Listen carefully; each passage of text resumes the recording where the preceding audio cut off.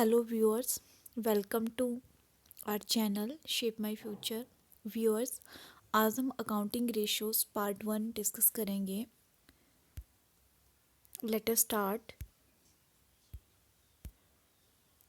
Accounting ratio क्या होती है, सबसे पहले इसको डिस्कस करेंगे। तो accounting ratio is equal to accounting plus ratio. मतलब accounting ratio is the combination of two words accounting plus ratios. Now what is accounting? Accounting is the process of keeping financial record जिसमें हम book keeping, journal, ठीक है, ledger, trial balance, profit and loss account, ठीक है, trading account, balance sheet, ये prepare करते हैं। इन सभी स्टेटमेंट्स को प्रिपेयर करने की प्रोसेस को क्या बोलते हैं? फाइनेंशियल अकाउंटिंग या फाइनेंशियल रिकॉर्ड, ठीक है। Now what is ratio? Ratio means relationship between two items. Any two items आपको गिवन है, then what is the relation between them, तो आप वो रेशियो की तरफ से रेशियो की हेल्प से बता सकते हो। लाइक आपके पास दिया है कि मोहन के पास 20 रुपीज़ हैं और राम के पास 10 रुपीज़ हैं, तो इन दोनों के बीच में रेशियो क्या है? 20:10 और 2:1। इट मीन्स कि जो राम है उसके पास डबल अमाउंट है। Then next, so combined meaning of accounting ratio is it is a system which shows relationship between the figure shown in financial statements, or you all knows that financial statement includes journal, ठीक है, journal या आपका trading account, profit and loss account and balance sheet, ये सारी जो है आपकी financial statement आती हैं। Trading account, profit and loss account and balance sheet, तो इनमें जितना भी डाटा दिया होता है उस डाटा की हेल्प से जब हम वेरियस फैक्टर्स के बीच में रिलेशन फाइंड आउट करते हैं, then this process is known as accounting ratio. Next, expressions of accounting ratio. Accounting ratios को कैसे एक्सप्रेस किया जा सकता है? इन नंबर्स में, जैसे मैंने बोला कि करंट असेट्स आपकी हैं 20 और करंट लाइबिलिटीज़ आपकी हैं 10, ठीक है। तो आपकी यहाँ पे रेशियो क्या होगी? 2:1 की करंट असेट्स डबल है in comparison to current liabilities. In percentage में हम फाइंड आउट करते हैं कि 100 में कितना कंट्रीब्यूशन है। तो अगर आपकी रेशियो जो है वो 40% आती है, इट मीन्स 100 में से ये 40% है। इन रेट और in times of coefficient like 5 times, ठीक है, तो इसमें हम टाइम्स में कि कितना गुना है इस तरह से भी रेशियोस निकाल सकते हैं। और इन फ्रैक्शन, जैसे कि आपकी रेशियो आती है 0.50, ठीक है, तो ये क्या है? फ्रैक्शंस में आपकी रेशियो आई। तो इस तरह से हम वेरियस टाइप्स में जो है रेशियोज़ को एक्सप्रेस कर सकते हैं। देन नेक्स्ट टॉपिक आता है ratio analysis. It is the study of relationship among financial factors of a business. एक बिजनेस की जो फाइनेंशियल स्टेटमेंट्स में जो वेरियस फैक्टर्स गिवन होते हैं, उन फैक्टर्स के बीच में क्या रिलेशन है, इस रिलेशन की स्टडी करने की प्रोसेस को हम रेशियो एनालिसिस कहते हैं। देन नेक्स्ट आता है फैक्टर्स कंसीडर्ड इन रेशियो एनालिसिस। रेशियो एनालिसिस में हम कौन कौन से फैक्टर्स को कंसीडर करते हैं? तो इसमें वेरियस फैक्टर्स आते हैं, let us discuss them. Then first आता है quality of financial statement. Financial statement की क्वालिटी क्या है? जब भी आप रेशियो एनालिसिस कर रहे हो, देन आपका एनालिसिस जो है उसकी एक्यूरेसी, उसकी एडुकेसी डिपेंड करती है आपकी फाइनेंशियल स्टेटमेंट्स के ऊपर, ठीक है। फाइनेंशियल स्टेटमेंट की क्वालिटी कैसी है? अगर ये बहुत ही फेयर है, मतलब टोटली फेयर आपने डाटा फाइनेंशियल स्टेटमेंट में शो किया है, then it gives exact analysis. But sometimes some organisation जो हैं वो विंडो ड्रेसिंग कर देते हैं, मैनिपुलेशन कर देते हैं डाटा में, उसकी वजह से फाइनेंशियल जो स्टेटमेंट्स होती हैं उनमें रिकॉर्ड सही शो नहीं होता है। उसकी वजह से हमारी जो एनालिसिस होता है with the help of ratios वो एग्जैक्ट नहीं हो पाता है और वो सही रिजल्ट शो नहीं करता है। So ratio analysis depends upon quality of financial statement. Then next आता है purpose of ratio analysis. What is the purpose of ratio analysis? आप जो एनालिसिस कर रहे हो with the help of ratios, उसका उद्देश्य क्या है? जैसे कि आपने अगर लिक्विडिटी फाइंड आउट करनी है तो इसमें आप लिक्विडिटी रेशियो निकालोगे। मैं आगे डिस्कस करूँगी आपके साथ कि रेशियोज़ के वेरियस टाइप्स होते हैं, ठीक है। तो वेरियस टाइप्स में जैसे लिक्विडिटी फाइंड आउट करने के लिए अलग रेशियो यूज़ होती हैं। आपने प्रॉफिटेबिलिटी देखनी है तो प्रॉफिटेबिलिटी को चेक करने के लिए आपकी अलग रेशियोज़ होती हैं। देन पर्पस जो है क्या है, उस पर्पस के बेस पे उस पर्पस को कंप्लीट करने वाली रेशियो आपको जो है वो सिलेक्ट करनी होती है। देन नेक्स्ट है selection of ratio. It is again a very important factor. Then selection of ratio should be exact. आप लोगों को पता होना चाहिए कि what is the purpose of your ratio analysis and you should have to select the ratio accordingly. जिस purpose के लिए आपने एनालिसिस करना है उस पर्पस को कंप्लीट करने वाली रेशियो को ही आपको सिलेक्ट करना होता है। देन नेक्स्ट है standard of ratio. Standard of ratio it means कि इसमें जब आप एनालिसिस करते हो तो कुछ नॉर्म्स के बेस पे स्टैंडर्ड फिक्स किए गए हैं। जैसे कि आपकी करंट रेशियो का स्टैंडर्ड है 2:1, कि अगर किसी ऑर्गेनाइजेशन की करंट रेशियो 2:1 आती है then its current position is very good, ठीक है। तो इस तरह से जो स्टैंडर्ड्स होते हैं वो भी मैटर करते हैं, because in ratio analysis you have to compare your exact ratio with the standard which is fixed by following some norms. Then next है कैपेबिलिटी ऑफ एनालिस्ट। ये बहुत इंपॉर्टेंट फैक्टर है। एनालिस्ट कैसा है, क्योंकि अगर एनालिसिस को करने वाला पर्सन, ठीक है, चीज़ों को सही से एनालाइज करना जानता है देन वो एनालिसिस आपका बिल्कुल एग्जैक्ट आता है। लेकिन समटाइम क्या होता है कि एनालिस्ट पुअर है, ठीक है, उसके पास इतनी नॉलेज नहीं है, या समटाइम वो पजल हो गया वट एवर, उसकी वो कैपेबल नहीं है उतना ज़्यादा, तो आपके रिज़ल्ट जो है इस चीज़ से बहुत अफेक्ट होते हैं। देन नेक्स्ट आता है objectives or state significance of ratio analysis। what are the various objectives of ratio analysis और ratio analysis का क्या महत्व है, तो इसमें सेम पॉइंट कंसीडर हो जाएंगे।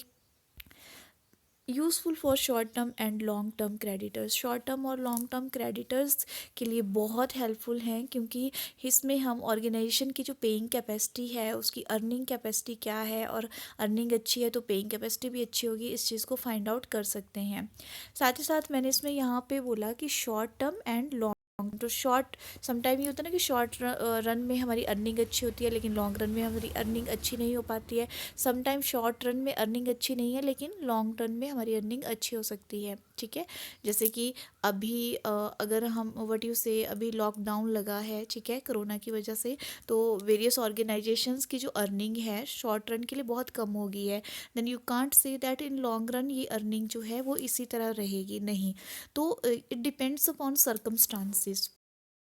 ये एनालाइज करने में हेल्प करती है कि शॉर्ट रन कैपेसिटी क्या है ऑर्गेनाइजेशन की और लॉन्ग रन कैपेसिटी क्या है। और क्रेडिटर्स के लिए इस कैपेसिटी को जानना बहुत ज़रूरी होता है, बिकॉज वो लेनदार होते हैं, उन्होंने ऑर्गेनाइजेशन में पैसा लगाया है और उस पैसे के ऊपर उनको रिटर्न भी चाहिए और पैसा भी चाहिए होता है।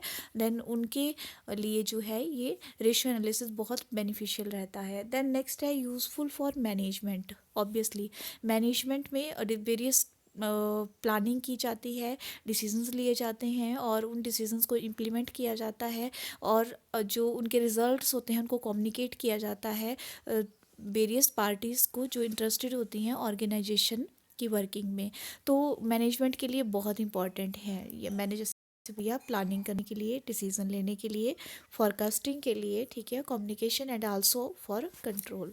देन नेक्स्ट है यूज़फुल फॉर गवर्नमेंट। गवर्नमेंट के लिए भी यूज़फुल है, क्योंकि रेशियो एनालिसिस की हेल्प से ऑर्गेनाइजेशंस की जो वर्किंग है उसका पता लग जाता है कि कौन सा ऑर्गेनाइजेशन जो है वो एग्जैक्ट अपना डाटा शो कर रहा है या किस ऑर्गेनाइजेशन की वर्किंग बहुत अच्छी है। समटाइम क्या होता है कि किसी ऑर्गेनाइजेशन की जो परफॉर्मेंस है दैट इज़ नॉट, और वहाँ गवर्नमेंट को उसको सपोर्ट करना पड़ता है इफ़ अगर ये ऑर्गेनाइजेशन जो है वो नेसेसरी हो for the survival of the public, like आपका इलेक्ट्रिसिटी बोर्ड हो गया, ठीक है। तो इस तरह के ऑर्गेनाइजेशंस में क्या होता है, इनको एकदम बंद भी नहीं किया जा सकता, और ये घाटे में जा रहे हैं। घाटे में क्यों जा रहे हैं? क्योंकि समटाइम इलेक्ट्रिसिटी चोरी हो जाती है, ठीक है, खर्चा ज़्यादा आ गया लेकिन इनकम कम है। तो गवर्नमेंट को अगर प्रॉपर रेशियो एनालिसिस की हेल्प से या वेरियस टेक्निक्स ऑफ एनालिसिस की हेल्प से इस चीज़ का पता लगता है कि ऑर्गेनाइजेशन शटडाउन पॉइंट पे पहुंचने वाले हैं, तो गवर्नमेंट इनको जो है वो हेल्प भी कर देती है। देन नेक्स्ट है यूज़फुल फॉर एम्प्लॉयज़। एम्प्लॉयज़ के लिए भी यूज़फुल है क्योंकि रेशियो एनालिसिस की हेल्प से उनको ऑर्गेनाइजेशन की प्रॉफिटेबिलिटी का पता लगता रहता है कि what is the profit earning position of the organisation, और उसके बेस पे वो अपने बोनस और सैलरी के एक्सपेक्टेशंस जो हैं वो कर सकते हैं। साथ ही साथ इफ़ ऑर्गेनाइजेशन बेटर चल रहा है देन वो उस ऑर्गेनाइजेशन में सर्वाइवल भी देख सकते हैं अपना, otherwise can move for other. Then useful for investors. Investors के लिए एनालिसिस बहुत हेल्पफुल रहता है बिकॉज इन्वेस्टर्स वो पर्सन होते हैं जो किसी ऑर्गेनाइजेशन के लिए अपनी मनी प्रोवाइड करते हैं, वहाँ पे अपना पैसा लगाते हैं। देन जब भी कोई भी इन्वेस्टर किसी ऑर्गेनाइजेशन में अपनी पैसा लगाने की बात सोचता है देन उसको सबसे पहले यही देखना होता है कि what is the profit earning capacity of that organisation. और ऐसा नहीं है कि शॉर्ट रन की अगर उसकी अर्निंग कैपेसिटी अच्छी है तो लॉन्ग रन में भी अच्छी होगी। तो एक एनालिसिस जो है वो प्रॉपर ईयर्स के ट्रेंड को फॉलो करके इन्वेस्टर जो है करते हैं कि इस ऑर्गेनाइजेशन की लॉन्ग रन परफॉर्मेंस क्या है। देन उसके बाद ही वो डिसीजन लेते हैं देन कि what which organisation is best for the investment purpose. Then next topic आता है advantages of ratio analysis. Advantages of ratio analysis में फर्स्ट एडवांटेज जो आता है helpful in planning, then helpful in forecasting, क्योंकि जो हमारे प्रीवियस ट्रेंड आते हैं रेशियो एनालिसिस की हेल्प से जिन ट्रेंड्स को हम फाइंड आउट करते हैं उन ट्रेंड्स की हेल्प से हम फ्यूचर को भी गेस कर सकते हैं। Helps in comparison of financial statement. Financial statements के कंपैरिजन में भी हेल्प करता है, जैसे कि 2010 की बैलेंस शीट आपके पास है, ठीक है, और 2011 की बैलेंस शीट आपके पास है, तो आपने 10 की प्रॉफिट रेशो निकाली, ठीक है, या ग्रॉस प्रॉफिट रेशो मैं बोल देती हूँ, और 11 की भी जीपी रेशो निकाली, तो आप दोनों की रेशोज़ को कंपेयर कर सकते कि आपकी कौन से ईयर में प्रॉफिटेबिलिटी अच्छी है। जैसे 11 में 45% है, इट मीन्स आपकी प्रॉफिटेबिलिटी बढ़ रही है, आप अच्छी पोजीशन की तरफ जा रहे हो। देन नेक्स्ट है helps in inter firm comparison. इसमें क्या है कि दो फर्म्स एक फर्म के अंदर जो कंपैरिजन है उसको आप कर सकते हो, और इंट्रा फर्म कंपैरिजन भी आप कर सकते हो।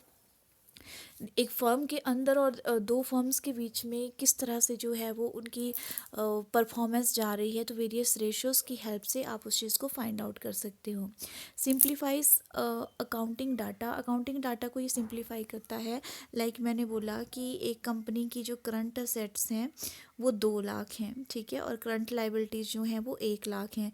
तो इतना बड़ा डाटा हम जो है जब एक्सप्लेनेशन में इंटरप्रिटेशन में लेके जाते हैं तो बहुत कॉम्प्लिकेटेड हो जाता है। तो अगर मैं इसको सिंपल 2:1 बोलूँ तो सीधा ही पता चल रहा है कि जो करंट असेट्स हैं वो करंट लाइबिलिटीज़ के कंपैरिजन में डबल हैं। देन नेक्स्ट आता है limitations of ratio analysis. Ratio analysis की वेरियस लिमिटेशंस भी हैं apart from its advantages. First limitation is reliability is based on accounting data.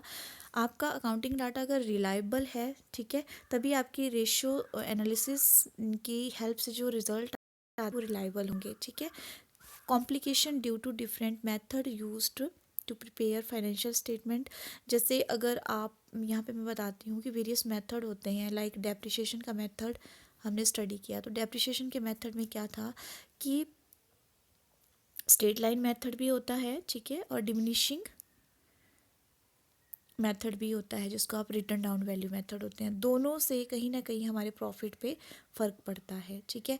तो अब क्या है, कॉम्प्लिकेटेड हो जाता है कि लास्ट ईयर आपने स्ट्रेट लाइन मेथड यूज़ किया था, नेक्स्ट ईयर आपने डिमिनिशिंग वैल्यू मेथड यूज़ किया, तो इसमें क्या है कि आपके रिजल्ट में कहीं ना कहीं जो है वो एम्बिग्विटी बन जाती है, एक संदेह जो है क्रिएट हो जाता है। Historical data, ratio analysis is totally depends upon historical data, इसमें करंट डाटा नहीं लिया जाता है। एक फाइनेंशियल ईयर के कंप्लीट होने पे जो हमारी फाइनेंशियल स्टेटमेंट बनती हैं, hereby financial statement I mean trading account, loss account and balance sheet, ठीक है। तो वो 1 ईयर की होती हैं, मतलब जैसे 2011 में आप रेशियो एनालिसिस कर रहे हो तो 2010 की जो आपका डाटा है उसके बेस पे आपकी स्टेटमेंट प्रिपेयर हुई है, ठीक है। तो नेक्स्ट ईयर में प्रीवियस ईयर के डाटा का एनालिसिस होता है। सो historical is used for ratio analysis.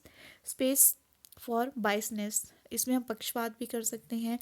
अब मैं आपकी हूँ कि आपका रिज़ल्ट आता है 2.5, ठीक है, ये अमाउंट लैक्स में है, तो आप क्या करते हो, इसको फ्रैक्शन, जैसे 0.5 है आप इसको 3 कर देते हो, ठीक है। तो 3 मीन्स 50,000 आपने एक्स्ट्रा ऐड कर दिया, तो कहीं ना कहीं ये बायसनेस जो है वो बहुत स्पेस देती है विंडो ड्रेसिंग का, ठीक है, रेशियो एनालिसिस में। देन नेक्स्ट है ignorance of qualitative data. No doubt organisations की क्वालिटी बहुत मैटर करती है, ठीक है।